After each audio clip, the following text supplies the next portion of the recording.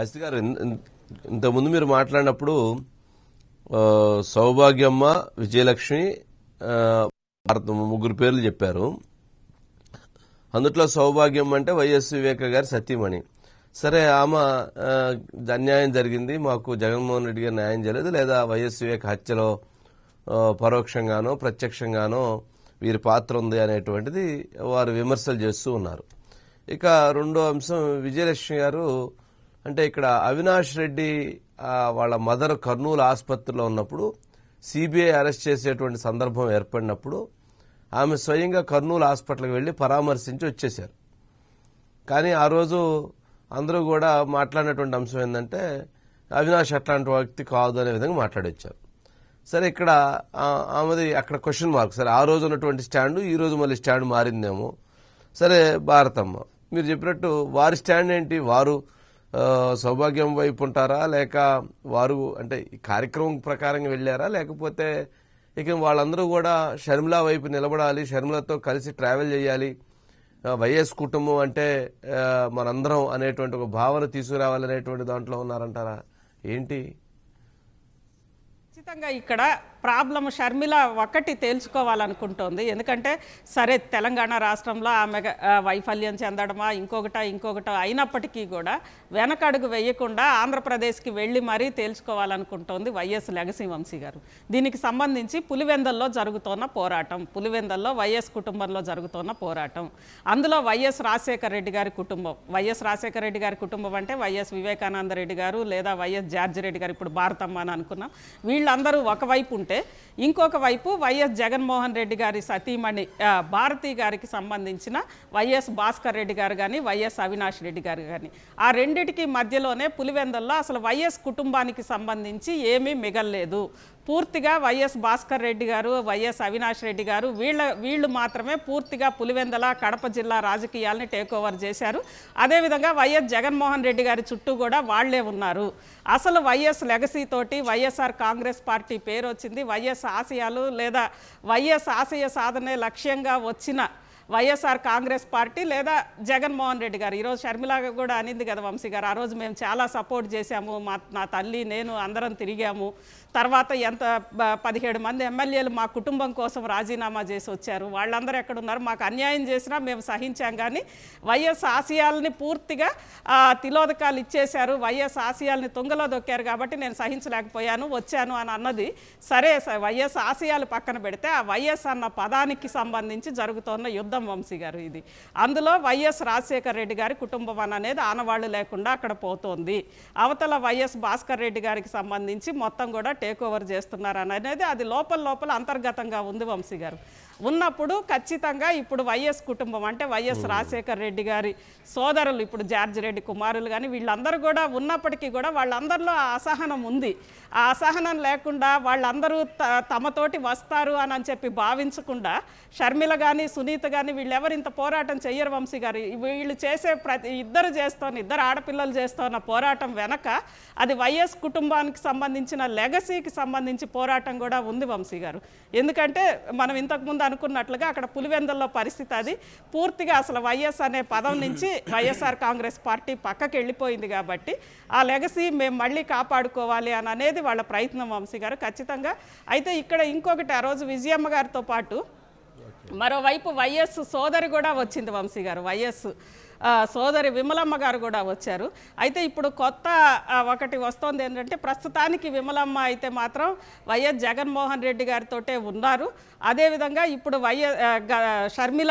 YS Sharmila గారికి సంబంధించి గతంలో బ్రదర్ అనిల్ కుమార్ చేసిన మొత్తం కూడా ఎక్సర్సైజ్ అంతా కూడా అంటే ఒక క్రిస్టియానిటీకి సంబంధించిన ఓట్ బ్యాంక్ అంతా కూడా ఇటు తీసుకురావడంలో ఆ రోజు బ్రదర్ అనిల్ కుమార్ చేసిన కృషి అంతా కూడా ఈరోజు విమలమ్మ గారికి అప్పగించారు ఆ బాధ్యత అని కూడా అంటున్నారు. కానీ రాను ఏమవుతుంది అనేది చూడాలి వంశీ గారు. ఎందుకంటే షర్మిల దూకుడు చూస్తుంటే షర్మిల ఒక్కటే కాదు, అందరూ బయటకు వచ్చి మాట్లాడక తప్పనిసరి పరిస్థితి కల్పిస్తోంది వంశీ గారు షర్మిల. ఎందుకంటే ఈ రోజు ఇక విజయమ్మ ఏదో ఒక సందర్భంలో ఇప్పుడు మాట్లాడాల్సిందే కదా వంశీ గారు.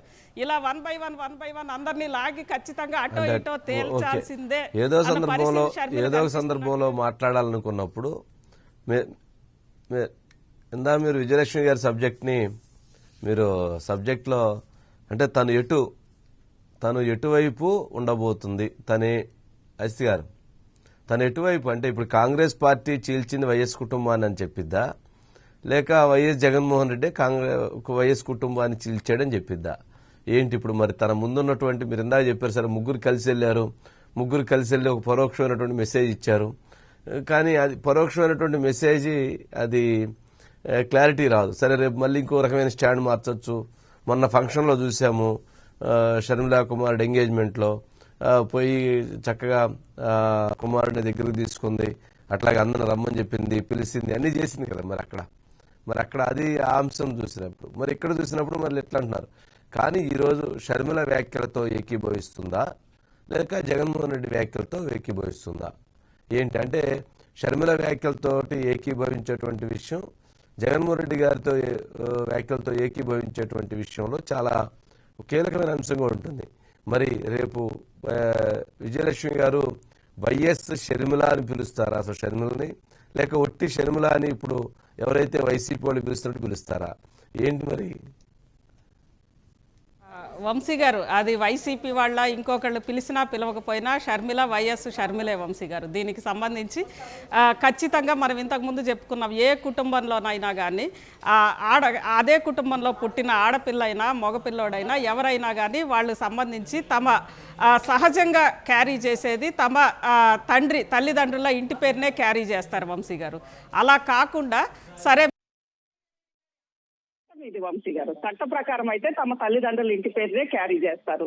కాదు ఏదో ఒక హిందూ మత సాంప్రదాయం ప్రకారము లేదా మత విశ్వాసాల ప్రకారం, అంటే మత విశ్వాసాలు వేరు, చట్టం వేరు వంశీ గారు. ఆ రెండిటికి ఎప్పుడు కూడా పెద్దగా రెండు డిఫరెంట్గా ఉంటాయి. ఆ విశ్వాసాల ప్రకారం అయితే సరే చేసుకున్నాక హస్బెండ్ ఇంటి పేరు, దానికి సంబంధించి ఒకవేళ మార్చుకోవాలంటే కూడా అదొక పెద్ద ప్రొసీజర్ ఉంటుంది వంశీ గారు. వాలంటరీగా మార్చుకోకపోతే ఖచ్చితంగా తమ తల్లిదండ్రుల ఇంటి పేరే, తండ్రి ఇంటి పేరే వాళ్ళు క్యారీ చేస్తారు. అలానే వైఎస్ షర్మిల తాను ఫస్ట్ నుంచి కూడా వంశీ గారు రాజకీయాల్లోకి రాకముందు నుంచి కూడా షర్మిల వైఎస్ షర్మిలగానే ఉంది వంశీ గారు.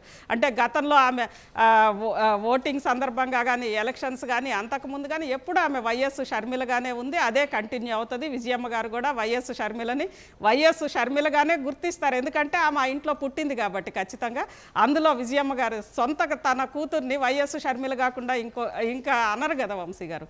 అది ఒకటి. తర్వాత విజయమ్మ ఎటువైపు అని అనేది చెప్పాల్సిన పరిస్థితి అయితే షర్మిల కల్పిస్తుంది. ఖచ్చితంగా ఆమె కొద్ది రోజుల ఆలస్యంగానైనా అక్కడ జరుగుతున్న అంశాలకు సంబంధించి ఆమె నోరెత్తక తప్పని పరిస్థితి వంశీ గారు. ఎందుకంటే నిదానంగా షర్మిల చాలా అజిత్ గారు వైఎస్ షర్మిల పైన గత కొద్ది రోజులుగా వస్తున్నటువంటి సోషల్ మీడియాలో వస్తున్నటువంటి ట్రోల్స్ను చూస్తున్నాం, విమర్శలను చూస్తున్నాం. వైసీపీ హ్యాండిల్స్లో నుంచే కొన్ని తీవ్రమైనటువంటి అభ్యంతరకరమైనటువంటి పదాలు వస్తూ ఉన్నాయి. సరే, ఈ నేపథ్యంలో ఇటువంటి వివాదం, ఇటువంటి ఘర్షణ జరుగుతున్నటువంటి సందర్భంలో మరి వైఎస్ విజయలక్ష్మి గారు మాట్లాడాలి కదా కుమార్తె పైన. మరి అటువంటి కామెంట్స్ చేస్తున్నప్పుడు తన వాయిస్ ఉండాలి కదా. ఓకే, తన వాయిస్ చెప్పడానికి లేదా మాట్లాడటానికి తన కూతురికి అండగా ఉంటానని చెప్పినప్పుడు మీరు భావిస్తున్నట్లుగా నేనైతే భావించట్లేదు. తను వస్తారు వైఎస్ జగన్మోహన్ రెడ్డి గారికి వ్యతిరేకంగా వైఎస్ షర్మిలకు అనుకూలంగా ప్రచారంలోకి వస్తారని నేను భావించట్లేదు. కనీసం కుమార్తెని తిడుతున్నప్పుడు, విమర్శలు చేస్తున్నప్పుడు తను ఒక కామెంట్ చేసేటువంటి అవకాశం ఉంది కదా. కానీ తన కామెంట్ కూడా ఎందుకు చేయట్లేదు? ఈ వివాదంని ఎందుకు తను ఇచ్చేలేకపోతుందంటారు? వంశీ గారు, అంటే ఇది ఒక ధర్మ సంకటంగానే ఉంటుంది నిజంగానే. ఏ తల్లికైనా అటు కొడుకు అధికారంలో ఉన్నాడు, లేదా కొడుకు అధికారంలోకి రావడం కోసం ఆమె కూడా చాలా కష్టపడ్డారు. ఫస్ట్ నుంచి కూడా సరే ఎన్నో ఒడిదుడుకులు ఎదుర్కొన్నారు. ఆమె దాదాపు కొడుకు జైల్లో ఉన్నప్పుడు ఆమె స్వయంగా ఓన్ చేసుకొని తిరిగారు, అన్నీ చేశారు.